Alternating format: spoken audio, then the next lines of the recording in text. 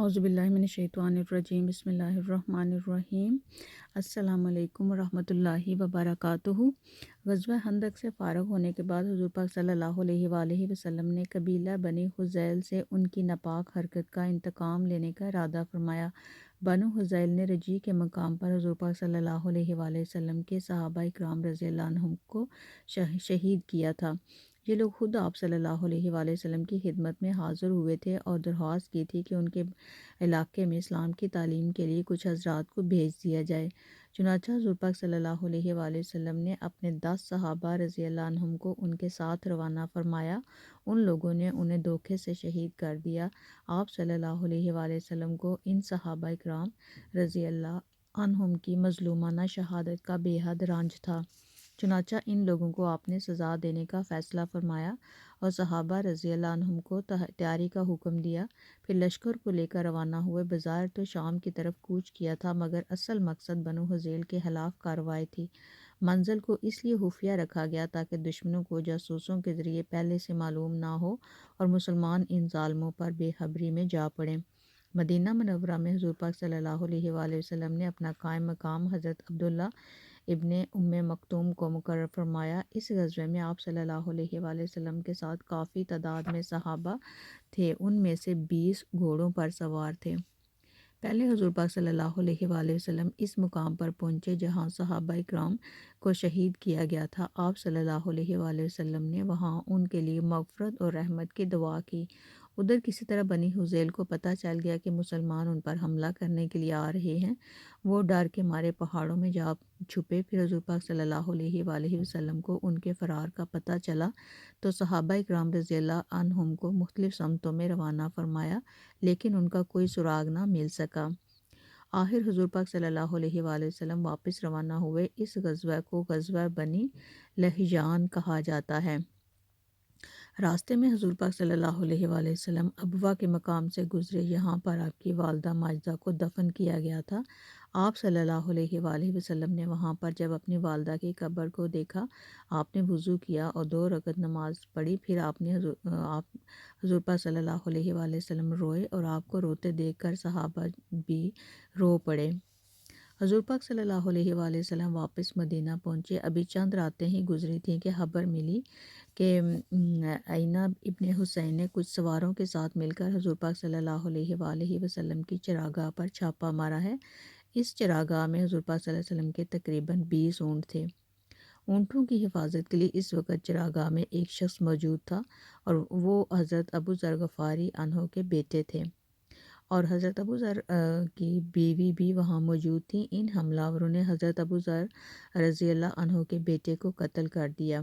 اس واقعے کا سب سے پہلے حضرت سلمہ ابن عقوع کو پتہ چلا۔ وہ اپنی کمان اٹھائے صبح چراگاہ کی طرف جا رہے تھے اور ان کے ساتھ ان کا غلام بھی تھا۔ وہ ان کا گھوڑا لے کر آیا تھا اور لگام سے پکڑ کر اسے ہنکا رہا تھا، اور راستے میں ان کی ملاقات حضرت عبد الرحمن بن عوف رضی اللہ عنہ کے غلام سے ہوئی۔ اس نے حضرت سلمہ رضی اللہ عنہ کو بتایا کہ عینہ بن حسین نے کچھ سواروں کے ساتھ نبی اکرم صلی اللہ علیہ وآلہ وسلم کی چراگاہ پر چھاپا مارا ہے اور وہ حضور پاک صلی اللہ علیہ وآلہ وسلم کے اونٹوں کو لے گیا ہے۔ چراگاہ کے محافظ کو انہوں نے قتل کر دیا اور ایک خاتون کو اٹھا کر لے گئے ہیں۔ یہ سنتے ہی حضرت سلمہ رضی اللہ عنہ نے اپنے غلام سے کہا، اس گھوڑے پر بیٹھ کر روانہ ہو جاؤ اور نبی اکرم صلی اللہ علیہ وآلہ وسلم کو خبر کر دو۔ غلام تو اسی وقت روانہ ہو گیا۔ ساتھ ہی سلمہ رضی اللہ عنہ ایک ٹیلے پر چڑھ کر پکارے، لوگوں دوڑو، کچھ لوگ نبی اکرم صلی اللہ علیہ وآلہ وسلم کے اونٹ لے اڑے ہیں۔ یہ اعلان 3 مرتبہ دہرا کر وہ اکیلے ہی لٹیروں کی طرف دوڑ پڑے۔ حضرت سلمہ بن عقوع رضی اللہ عنہ چیتے کسی تیزی سے دوڑے یہاں تک کہ وہ حملہ آوروں تک پہنچ گئے۔ جو ہی انہوں نے حملہ آوروں کو دیکھا، ان پر تیر اندازی شروع کر دی۔ جب بھی تیر چلاتے تو پکار کر کہتے، لے سنبھال، میں ابن عقوع ہوں، آج کا دن ہلاکت اور بربادی کا دن ہے۔ جب دشمن اپنے گھوڑے موڑ کر ان کی طرف رخ کرتے تو یہ اپنی جگہ سے ہٹ کر کسی دوسری جگہ پہنچ جاتے اور وہاں سے تیر اندازی شروع کر دیتے۔ یہ مسلسل اسی طرح کرتے رہے، دشمن کے پیچھے لگے رہے، دشمن ان کے تیروں کا شکار ہوتا گیا۔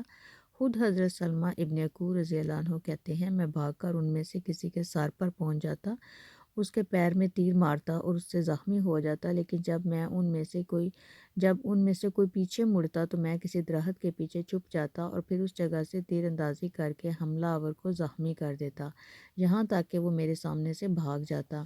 اور جب دشمن کسی پہاڑی درے میں پہنچ کر خود کو محفوظ سمجھنے لگتا تو میں پہاڑ کے اوپر پہنچ کر ان پر تیر برسانے لگتا یا پتھر ان پر گرانے لگتا۔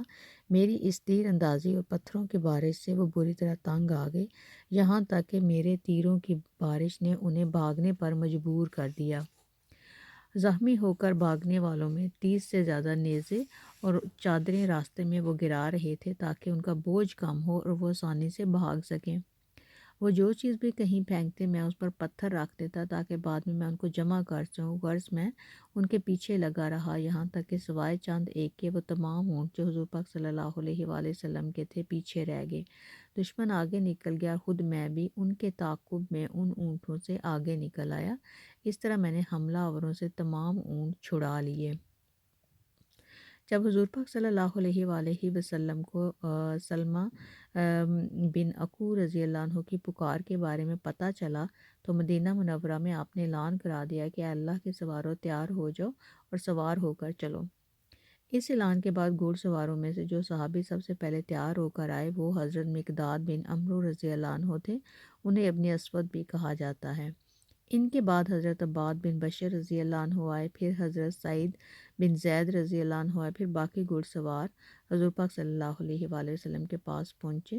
حضور پاک صلی اللہ علیہ وآلہ وسلم نے حضرت سعید بن زید رضی اللہ عنہ کو ان کا سپہ سالار مقرر فرمایا اور حکم دیا تم لوگ روانہ ہو جاؤ، میں باقی لوگوں کے ساتھ تم سے آ ملوں گا۔ چنانچہ یہ گھڑ سوار دستہ دشمن کی تلاش میں نکلا اور ان کے سر پر پہنچنے میں کامیاب ہو گیا۔ سواروں میں سب سے پہلے جو شخص دشمن تک پہنچا ان کا نام مخزر بن فضلہ تھا، انہیں اخرم اسدی بھی کہا جاتا ہے۔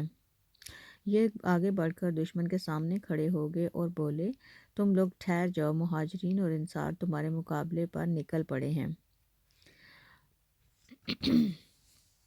جب انہوں نے حضور پاک صلی اللہ علیہ وآلہ وسلم کو تشریف لاتے دیکھا تو انہوں نے حضور پاک صلی اللہ علیہ وآلہ وسلم نے اونٹوں کے ساتھ میں ان کو دیکھ کر ابو قتادہ کو فرمایا ابو قتادہ تمہارا چہرہ روشن ہو۔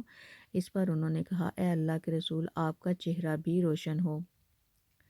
اس کے بعد حضور پاک صلی اللہ علیہ وآلہ وسلم نے حضرت ابو قتادہ رضی اللہ عنہ کو موصدہ کا گھوڑا اور اس کے ہتھیار عطا فرمائے اور انہیں دعا دی۔